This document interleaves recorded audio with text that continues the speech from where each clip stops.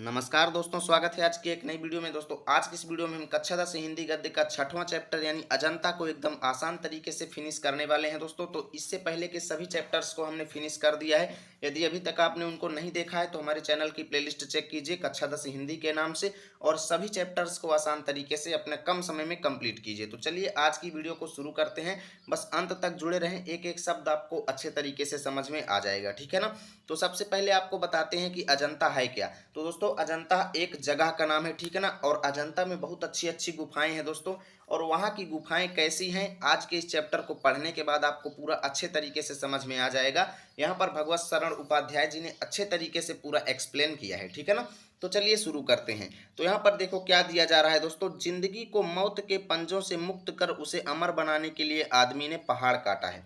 अजंता की गुफाओं का वर्णन करते हुए यहाँ पर भगवत शरण उपाध्याय जी कह रहे हैं कि जिंदगी को मौत के पंजों से मुक्त कर, यानी कि दोस्तों हमारी आज की जो बातें हो रही हैं, यानी कि दोस्तों अजंता की गुफाओं में क्या किया गया है, पुराने इतिहासों का वर्णन किया गया है। प्राचीन काल में कैसे क्या चीज़ें होती थी उसका वर्णन किया गया है। तो इस पूरी लाइन में जनरली भगवत शरण उपाध्याय जी ये कहना चाहते हैं कि जो पिछले ज़माने के लेखक थे वो क्या सोचते थे कि भाई जिंदगी को मौत के पंजों से मुक्त कर, कि हमारी ज़िंदगी जो है, हमारी लाइफ की जो बातें हैं वो कभी भी ना मिटे। पंजों से मुक्त कर यानी कि दोस्तों वो कभी भी मिटे ना, अमर रहें, ठीक है ना। उसे अमर बनाने के लिए आदमी ने पहाड़ काटा है, यानी कि हमारे भारत के लोगों ने क्या किया है, पहाड़ काटा है। अजंता में पहाड़ को काट डाला है।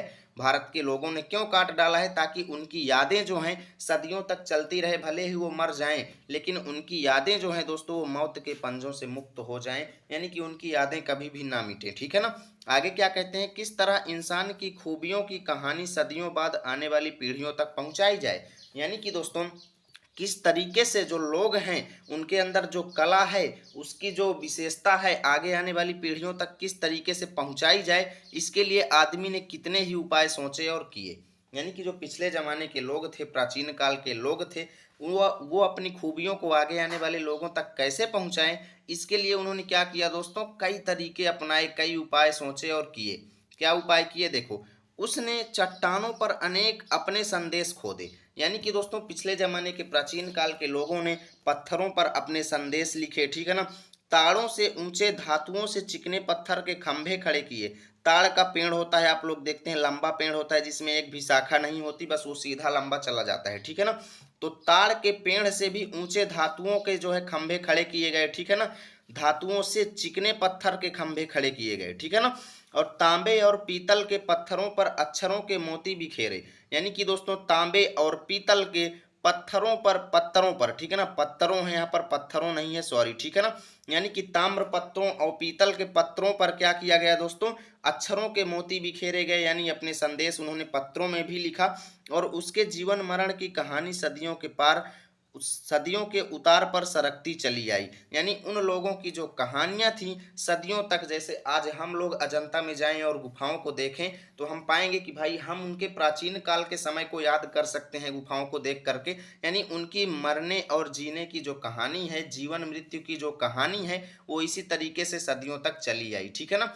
सदियों तक सरकती यानी आसान तरीके से चली आई और चली आ रही है, आज भी वैसे ही चली आ रही है, जो आज हमारी अमानत विरासत बन गई है।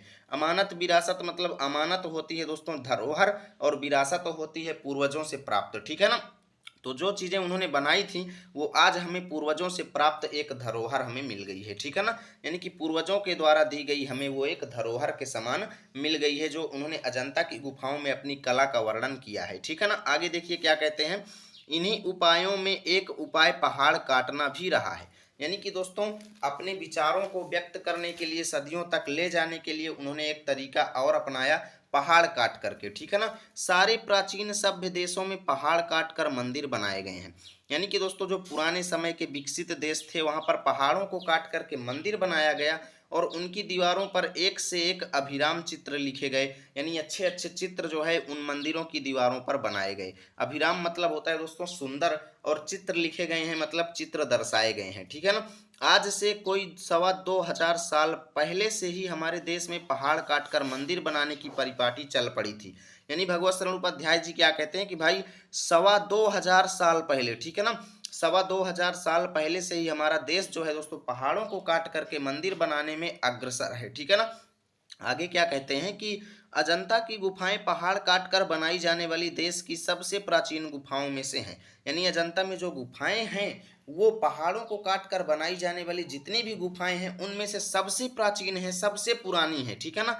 जैसे एलोरा और एलिफेंटा की सबसे पिछले काल की, एलोरा और एलिफेंटा भी क्या है दोस्तों, गुफाओं के नाम है। ठीक है ना। और ये भी मुंबई में स्थित है। ठीक है ना। तो एलोरा और एलिफेंटा की सबसे पिछले काल की यानी प्राचीन काल की एलोरा और एलिफेंटा की भी गुफाएं हैं, लेकिन उससे भी ज्यादा प्राचीन गुफा किसकी है दोस्तों, अजंता की है। ठीक है ना। आगे क्या कहते हैं दोस्तों कि देश की गुफाओं या गुफा मंदिरों में सबसे विख्यात अजंता के हैं। यानी देश में जितनी भी गुफाएं हैं या गुफा मंदिर यानी गुफा में बने हुए जितने भी मंदिर हैं उनमें से सबसे प्राचीन कहाँ, मतलब सबसे विकसित कौन है, सबसे ज्यादा फेमस कौन है दोस्तों, अजंता है। ठीक है ना। जिनकी दीवारों और छतों पर लिखे चित्र दुनिया के लिए नमूने बन गए हैं। यानी कि अजंता के मंदिरों की दीवारों पर, गुफाओं पर जो बने हुए चित्र हैं वो दुनिया के लिए एक नमूने के समान प्रतीत होते हैं। चीन के तुनहुआंग और लंका के सिमिरिया की पहाड़ी दीवारों पर उसी नमूने के चित्र नकल कर लिए गए। यानी कि दोस्तों अजंता की गुफाओं का नकल विदेशों ने किया। चीन और श्रीलंका ने क्या कर लिया, चीन में ये जगह का नाम है तुनहुआंग। ठीक है ना। और लंका का सिमरिया भी एक जगह है जहाँ की पहाड़ों पर जो चित्र बनाए गए वो हमारे अजंता का नकल करके बनाया गया, यानी कि नकल कर लिए गए थे, नकल करके बनाए गए। और जब अजंता के चित्रों ने विदेशों को इस प्रकार अपने प्रभाव से निहाल किया मतलब मोहित किया। ठीक है ना। जब हमारे भारत के अजंता की गुफाओं के चित्रों ने विदेश के लोगों को इतना ज्यादा आकर्षित किया, तब भला अपने देश के नगर देहात उनके प्रभाव से कैसे निहाल न होते।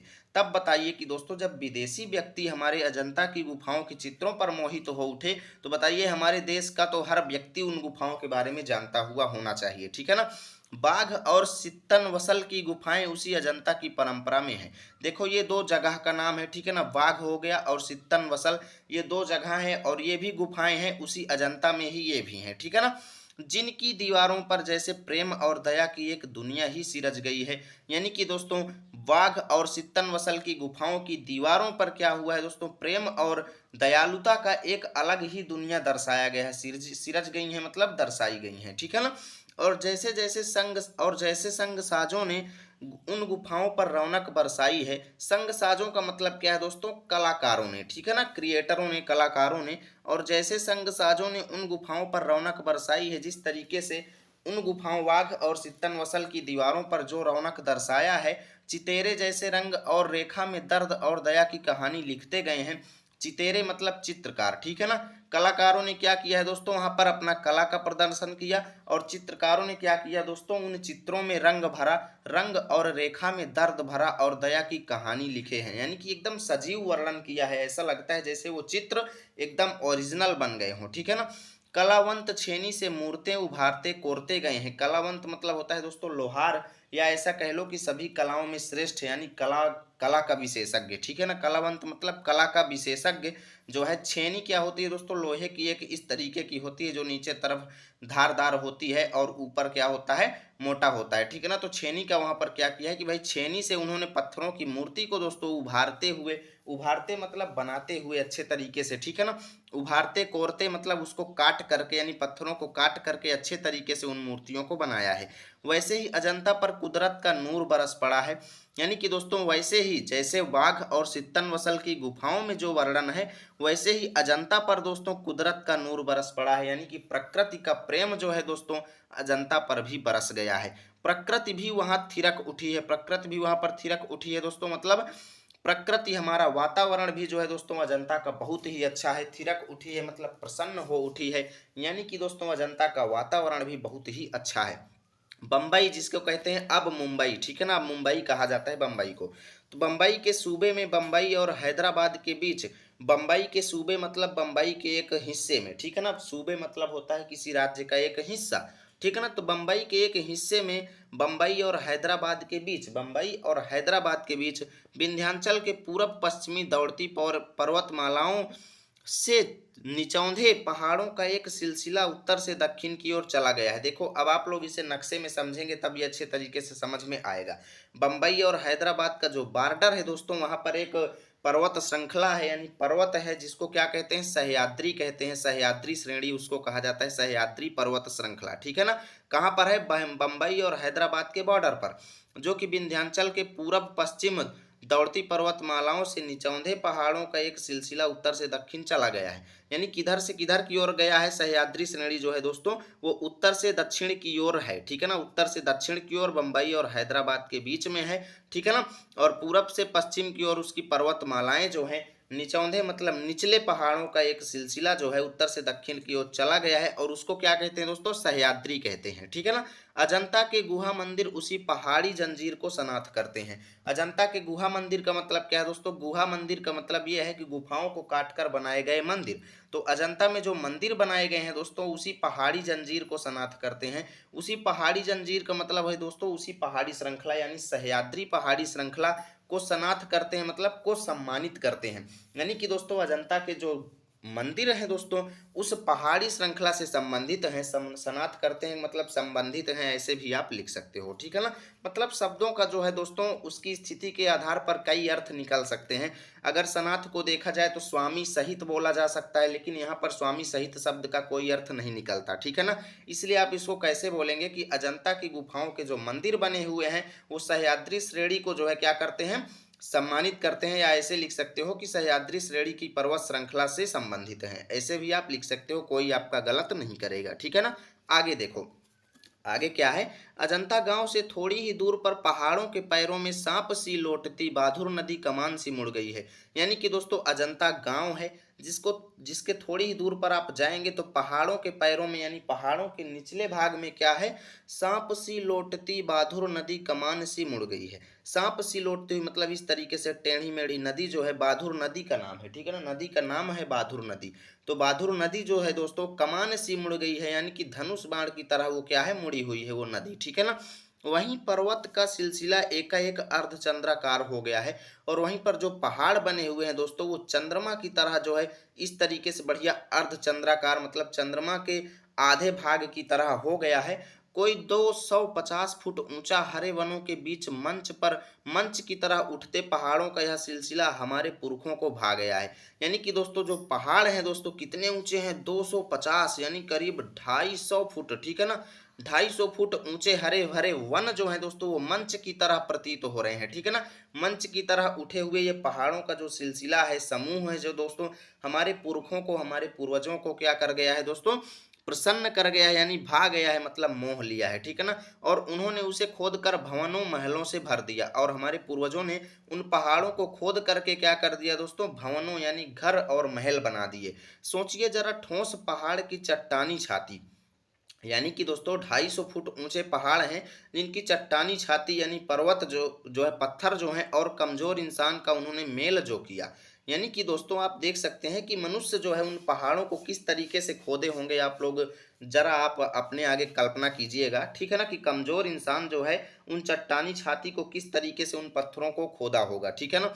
और उन्होंने जो मेल किया यानी कि पत्थरों को किस तरीके से खोदा, तो पर्वत का हिया दरकता चला गया। यानी पत्थर जो है दोस्तों जैसे ही इंसानों ने उसको खोदना शुरू किया तो पर्वत क्या हो गया दोस्तों, हिया दरकता चला गया, यानी पत्थर जो है दराजे देता चला गया, और वहां एक से एक बरामदे हाल और मंदिर बनते चले गए। यानी उसी पहाड़ के नीचे गुफा रूपी में क्या बनाए गए, अच्छे अच्छे बरामदे हाल बनाए गए और मंदिर बनाए गए, ठीक है ना। आगे देखिए, पहले ये वाला बहुत ज़्यादा इंपॉर्टेंट है, इसको अच्छे से समझिएगा, कई बार बोर्ड एग्जाम में भी ये आया है, ठीक है ना। देखो, पहले पहाड़ काट कर, यहाँ पर क्या कहते हैं, पहले पहाड़ काट कर उसे खोखला कर दिया गया। यहाँ पर भगवत शरण उपाध्याय जी क्या कहते हैं कि अजंता के पहाड़ों को पहले काटा गया, फिर उसे खोखला बना दिया गया, फिर उसमें सुंदर भवन बना लिए गए, यानी उसके अंदर अच्छे अच्छे कमरे और घर बना लिए गए। जहाँ खंभों पर उभारी मूर्तें बेहस उठी, यानी कि दोस्तों खंभों पर जो मूर्ति बनाई गई थी दोस्तों क्या हुई, प्रसन्न हो गई, ठीक है ना। आगे क्या है, बेहस उठी मतलब प्रसन्न हो गई, या फिर कह लो कि अच्छे तरीके से या चमक उठी, ऐसे भी आप कह सकते हो, ठीक है ना। भीतर की समूची दीवारें और छतें रगड़कर चिकनी कर ली गई। यानी कि अजंता की गुफाओं की जो दीवारें हैं और छतों को रगड़ करके चिकना बना लिया गया, और तब उनकी जमीन पर चित्रों की एक दुनिया ही बसा दी गई। यानी कि दोस्तों जो छत में उसको चिकना बनाया गया, और चिकना बनाने के बाद उसमें चित्र बना दिए गए और एक अलग दुनिया जैसे बसा दिया गया। पहले पलस्तर लगाकर आचार्यों ने उन पर लहराती रेखाओं में चित्रों की काया सिरज दी। यानी कि दोस्तों जो कलाकार लोग थे सबसे पहले उनको पलस्तर किए, ठीक है ना, उसके बाद उनमें लहराती रेखाओं यानी चित्र बना करके, रेखाओं द्वारा चित्र बना करके काया सिरज दी, मतलब अच्छे अच्छे शरीरों को बना दिया, अच्छी अच्छी मूर्तियों को बना दिया। फिर उनके चेले कलावंतों ने उनमें रंग भरकर प्राण फूंक दिए। यानी कि दोस्तों फिर उन कलाकारों के चेले जो थे उन चित्रों में रंग भर करके उनमें प्राण फूंक दिए, मतलब जीव डाल दिए दोस्तों, एकदम ओरिजिनल जैसे चित्र उनको बना दिया। फिर तो दीवारें उमंग उठी, पहाड़ पुलकित तो हो गए, और फिर जो दीवारें थी दोस्तों बहुत ही अच्छी दिखने लगी, और पहाड़ जो है दोस्तों वो पुलकित हो गए यानी रोमांचित हो उठे, ठीक है ना। आगे देखो क्या कहते हैं। ये वाला भी गद्यांश बहुत ज़्यादा आपसे पूछा जाता है बोर्ड एग्जाम में, तो इसको भी अच्छे तरीके से समझ लेना।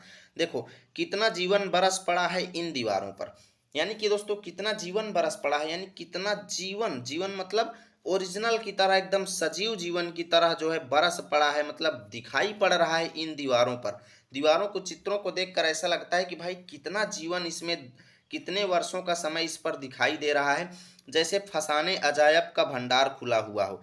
फसाने अजायब का मतलब होता है दोस्तों आश्चर्यजनक कहानियों का भंडार खुला पड़ा हो। इन दीवारों को अगर देखते हैं तो ऐसा लगता है कि भाई इसमें हमारे जीवन का कितना वर्ष दिखाई पड़ रहे हैं, बरस मतलब कितने वर्ष दिखाई पड़ रहे हैं, और इन दीवारों पर ऐसा लग रहा है जैसे आश्चर्यजनक कहानियों का भंडार खुला हुआ हो। कहानी से कहानी टकराती चली गई है, यानी कि दोस्तों ये जो चित्र बनाए गए हैं इनमें कहानियां एक दूसरे से उलझी हुई हैं। बंदरों की कहानी, हाथियों की कहानी, हिरणों की कहानी इसमें दिखाई गई है इन चित्रों में। कहानी क्रूरता और भय की, दया और त्याग की, यानी कि दोस्तों बंदरों की, हाथियों की और हिरणों की कहानियां जो हैं उनमें कहीं पर क्रूरता दिखाई गई है, तो कहीं पर डर दिखाया गया है, और कहीं पर दया और कहीं पर त्याग की भावना दिखाई गई है, ठीक है ना।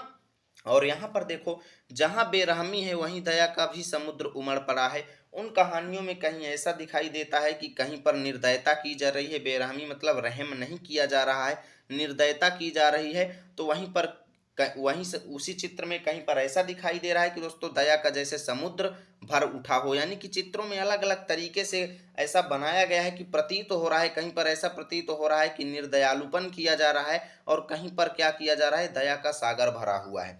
और जहाँ पाप है वहीं क्षमा का सोता फूटा पड़ा है। कई चित्र ऐसे दिखाई देते हैं कि कहीं पर पाप होता हुआ दिखाई दे रहा है, तो कहीं पर क्या हो रहा है दोस्तों, क्षमा का दृश्य भी दिखाई पड़ रहा है। यानी कि दोस्तों राजा और कंगले, बिलासी और भिक्षु, नर और नारी, मनुष्य और पशु सभी कलाकारों के हाथों सिरजते चले गए हैं।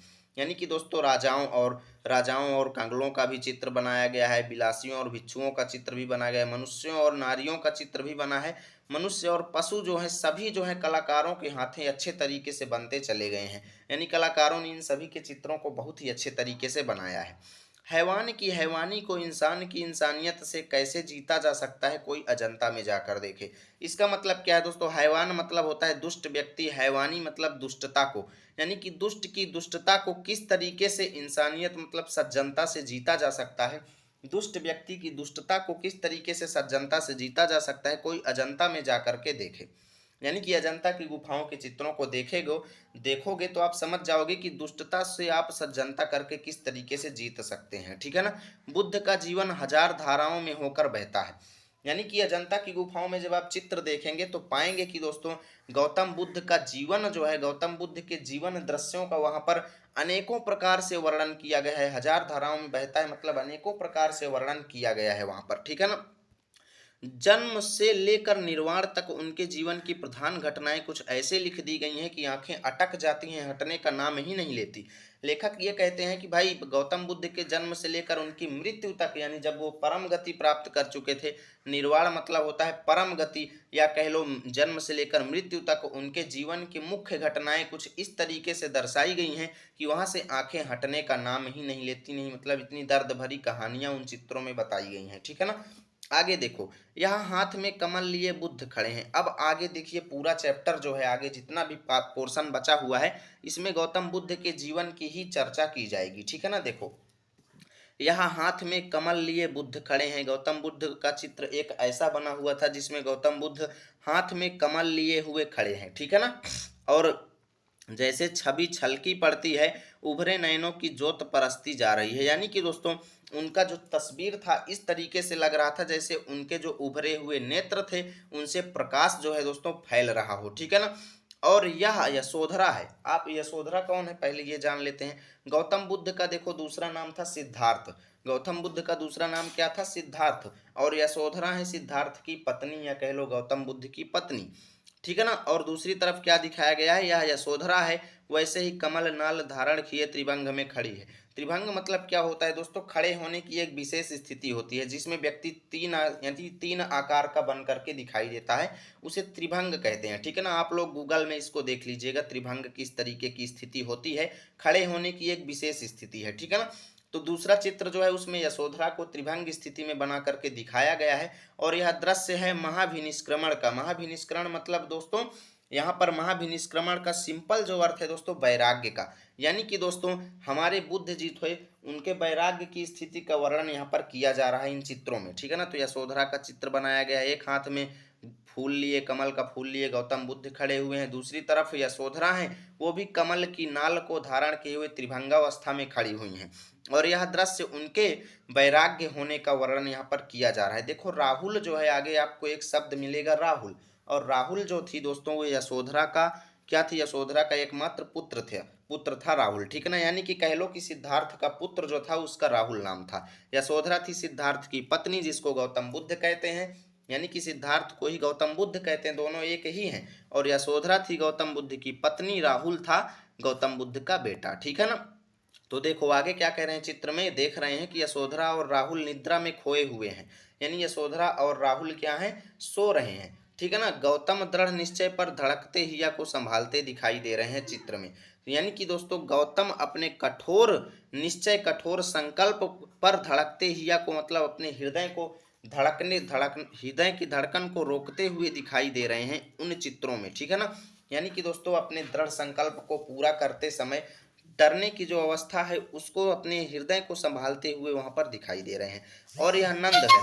अब नंद कौन है ये पहले आपको बताते हैं, ठीक है ना। नंद देखो जो था वो था गौतम बुद्ध का भाई, ठीक है ना। नंद कौन था, गौतम बुद्ध का भाई। तो दूसरा चित्र जो है दोस्तों उसमें गौतम बुद्ध के भाई का वर्णन किया गया है जो अपनी पत्नी सुंदरी का भेजा, यानी कि दोस्तों सुंदरी का भेजा गया था। नंद जो है उसकी पत्नी ने उसको भेजा था, ठीक है ना। द्वार पर आए बिना भिक्षा के लौटे भाई बुद्ध को लौटाने जो आया था। देखो यहाँ पर जब वैराग्य हो गया था गौतम बुद्ध का तो कई वर्षों बाद गौतम बुद्ध भिखारी बन करके आए थे भिक्षा लेने, ठीक है ना। तो अपने भाई नंद के यहाँ गए जब भिक्षा लेने तो उनकी पत्नी ने उसको बिना भिक्षा दिए अपने पति को क्या कह दिया, जाइए उनको लौटा आइए, ठीक है ना। तो नंद क्या करने गए थे, अपने भाई बुद्ध को लौटाने गए थे, ठीक है ना। लौटाने जो आया था और जिसे भिक्षु बन जाना पड़ा था। तो यहाँ पर भिक्षु कौन बने थे दोस्तों, गौतम बुद्ध बने थे, ठीक है ना। अब आगे क्या हुआ कि बार बार वह भागने को होता है, बार बार पकड़कर संघ में लौटा दिया जाता है। गौतम बुद्ध भिक्षु बन करके आए थे, वो अपने घर को जाने के लिए तैयार नहीं थे, लेकिन नंद क्या कर रहा था, उसके घर उनको ले जा रहा था। वो बार बार जा रहे थे लेकिन उनको बार बार पकड़ करके फिर से उनके घर की ओर नंद ले जा रहा था, ठीक है ना। फिर जब घर ले गया तो उधर फिर वह यशोधरा है बालक राहुल के साथ, और घर में यशोधरा थी अपने पुत्र के साथ, ठीक है ना। बुद्ध आए हैं, उन्होंने क्या बताया, नंद जो थे उन्होंने बता दिया कि गौतम बुद्ध आए हुए हैं पर बजाय पति की तरह आने के भिखारी की तरह आए हैं। यानी कि वो पति की तरह नहीं आए हैं, वो भिखारी बन के आए हुए हैं। यानी कि यशोधरा को उन्होंने बताया कि वो आपके पति नहीं हैं, वो भिखारी बन करके आए हुए हैं, ठीक है ना। आगे देखो और फिर क्या हुआ कि वो जो भिक्षा पात्र यानी जो बर्तन लिए हुए थे उसको देहली में चढ़ा देते हैं। देहली क्या होता है दोस्तों, दरवाजा जैसे बना हुआ है, ठीक है ना। तो दरवाजे में लकड़ी लगी हुई थी, तो उसी लकड़ी में उन्होंने जो बर्तन लिए थे उसको टांग दिए, ठीक है ना। यशोधरा क्या दे, भाई यशोधरा सोच में पड़ गई कि आखिर उनको क्या दे। जब उसका स्वामी भिखारी बन करके आया है तब वो उनको क्या नहीं दे सकती, ठीक है ना। क्या न दे डाले, क्या नहीं दे सकती, पर है ही क्या अब उसके पास। फिर सोचती है कि यार मेरे पास तो कुछ है नहीं। उसकी मुकुटमणि सिद्धार्थ के खो जाने के बाद वो यशोधरा क्या सोचती है कि जब से मेरे स्वामी खो गए हैं मेरे पास बचा ही क्या है, ठीक है ना। आगे क्या हुआ कि सोना चांदी मणि माणिक हीरा मोती तो उस त्यागी जगत्राता के लिए मिट्टी के मोल नहीं। यानी कि दोस्तों उन्होंने सोचा कि यार मेरे स्वामी के लिए तो सोना चांदी हो गया, मणि खजाना हो गया, हीरा मोती हो गया, उन सब को लिए त्यागी व्यक्ति, त्यागी जगत्राता मतलब त्यागी मेरे स्वामी के लिए ये तो सब मिट्टी के समान है। यानी अगर सोना चांदी दिया जाए, मणि खजाना दिया जाए, हीरा मोती दिया जाए तो वो सब उनको मिट्टी के बराबर समझते हैं। पर हाँ, है कुछ उसके पास, फिर सोचती है कि हाँ मेरे पास एक चीज है, उसका बचा एकमात्र लाल उसका राहुल, ठीक है ना। यानी कि उनका एकमात्र पुत्र जो राहुल उनके पास बचा हुआ है, और उसे ही वह अपने सर्वस्व की तरह बुद्ध को दे डालती हैं और उसे वह अपने स्वामी को दे देती हैं। तो यहाँ पर कहने का मतलब ये जो एक कहानी का छोटा सा टुकड़ा बताया गया था, गौतम बुद्ध के जीवन की एक स्थिति का वर्णन यहाँ पर किया गया था उस चित्र के माध्यम से, अजंता की गुफा में जो चित्र बनाया गया था, ठीक है ना। अब आगे देखिए यहाँ पर अलग चीज शुरू होती है, गौतम बुद्ध की कहानी यहाँ से खत्म होती है। आगे देखिए दूसरे चित्रों का वर्णन करते हुए क्या कहते हैं, और उधर वह बंदरों का चित्र है, दूसरी तरफ किसका चित्र है, बंदरों का चित्र है, कितना सजीव कितना गतिमान, यानी जो बंदर हैं दोस्तों एकदम ओरिजिनल की तरह दिखाई दे रहे हैं, खेलते कूदते दिखाई दे रहे हैं, गतिमान मतलब गति से युक्त दिखाई दे रहे हैं, ठीक है ना। उधर सरोवर में जल विहार करता वह गजराज कमल दंड तोड़कर हथिनियों को दे रहा है, और दूसरी तरफ जो दूसरा चित्र था उसमें क्या जो है, हाथी दोस्तों, गजराज मतलब हाथी जो है दोस्तों तालाब में कमल को तोड़ करके हथिनियों को दे रहा है, ऐसा वर्णन उन चित्रों में किया गया था, ठीक है ना। वहां महलों में वह प्यालों के दौर चल रहे हैं, यानी जो महल था, राजाओं का जो महल दर्शाया गया था उसमें दिखाया गया है कि दोस्तों प्याले, यानी जिसमें क्या पिया करते थे पिछले राजा जो थे, कई प्रकार का मादक पदार्थ पिया करते थे, ठीक है ना। तो वो जो प्याले थे उनको लिए हुए दिखाए गए हैं चित्रों में। उधर वह रानी अपनी जीवन यात्रा समाप्त कर रही है, उसका दम टूटा जा रहा है, यानी कि किसी रानी का वहां पर मरने की स्थिति का वर्णन वहां पर किया गया था। यानी अलग अलग प्रकार के चित्रों का जो है यहाँ पर भगवत शरण उपाध्याय जी जो है एक्सप्लेनेशन दिए हैं कि क्या क्या चित्र वहां पर बने हुए थे, ठीक है ना। देखो आगे देखिए, खाने खिलाने बसने बसाने नाचने गाने कहने सुनने वन नगर ऊंच नीच धनी गरीब के जितने नज़ारे हो सकते हैं, यानी खाने और खिलाने का, बसने और बसाने का, नाचने और गाने का, कहने और सुनने का, ग्रामीण और नगरों का, ऊंच नीच और गरीब और धनी, क्या मतलब अमीरों व्यक्तियों के जितने नज़ारे हो सकते हैं सब आदमी अजंता की गुफाओं की इन दीवारों पर जा करके देख सकते हैं, भगवत शरण उपाध्याय जी ये कहते हैं, ठीक है ना। बुद्ध के इस जन्म की घटनाएं तो इन चित्रित कथाओं में ही हैं ही, यानी कि दोस्तों बुद्ध के जीवन की जो घटनाएं हैं इन कथाओं में तो हैं ही, उनके पिछले जन्मों की कथाओं का भी इसमें चित्रण हुआ है, यानी कि गौतम बुद्ध के इस जन्म का तो वर्णन हुआ ही है, साथ में पिछले जन्म की स्थिति का भी इन चित्रों में वर्णन किया गया है, ठीक है ना। जैसे देखो, और पिछले जन्म की ये कथाएं जो है जातक कहलाती हैं, यानी गौतम बुद्ध के पूर्व जन्म की जो कथाएं हैं उनको जातक कथा कहा जाता है, ठीक है ना। उनकी संख्या कितनी है दोस्तों, 555 है, यानी गौतम बुद्ध के पूर्व जन्म की कथाएं कितनी है, 555, और इनका संग्रह जातक नाम से प्रसिद्ध है, ठीक है ना। जिनका बौद्धों में बड़ा मान है, बौद्धों में बड़ा सम्मान किया जाता है, गौतम बुद्ध जो थे बौद्ध धर्म के थे तो बौद्ध धर्म में उसका बड़ा मान सम्मान किया जाता है। इन्हीं जातक कथाओं में से अनेक अजंता के चित्रों में विस्तार के साथ लिख दी गई हैं, यानी कि दोस्तों ये जो जातक कथाएं थी इन्हीं कथाओं में से कई प्रकार की कथाएं जो हैं अजंता के चित्रों में वहां पर विस्तार तरीके से अच्छे तरीके से पूरा वर्णन जो है इन चित्रों में कर दिया गया है, ठीक है ना। आगे देखिए क्या है, इन इन पिछले जन्मों में बुद्ध ने गज, कपि, मृग आदि के रूप में अलग अलग योनियों में जन्म लिया था, यानी कि दोस्तों जो चित्र दिखाए गए हैं उनमें देखा गया कि जो गौतम बुद्ध थे पिछले जन्मों में एक बार हाथी का, एक बार बंदर का और एक बार हिरण का रूप लेकर के जो है अलग अलग योनियों अलग अलग जातियों में उन्होंने जन्म लिया था पूर्व जन्मों में, और संसार के कल्याण के लिए दया और त्याग का आदर्श स्थापित करते हुए बलिदान हो गए, यानी उन चित्रों में उनको बलिदान होते हुए भी दिखाई दे रहा है, त्याग का आदर्श स्थापित करते हुए, यानी मतलब त्याग का भाव ग्रहण करते हुए। उन स्थितियों में किस प्रकार पशुओं तक ने किस प्रकार पशुओं उन यानी उन स्थितियों में किस प्रकार पशुओं तक ने मानवोचित व्यवहार किया था, किस प्रकार औचित्य का पालन किया था, यह सब उन चित्रों में असाधारण खूबी से दर्शाया गया है। यानी जो चित्र हैं दोस्तों उसमें दिखाया गया है कि पशुओं ने किस प्रकार मानव का व्यवहार किया, यानी कि मनुष्य की तरह व्यवहार पशु करते हुए दिखाई दे रहे हैं, और किस प्रकार वो अपने सुहाने अवसर का पालन करते, औचित्य मतलब समय, ठीक है ना, औचित्य मतलब समय, किस प्रकार वो अपने समय का पालन करते थे, यह सब उन चित्रों में असाधारण खूबी से दर्शाया गया है। असाधारण मतलब कोई साधारण बात नहीं है, बेहतर ढंग से दर्शाया गया है, ठीक है ना।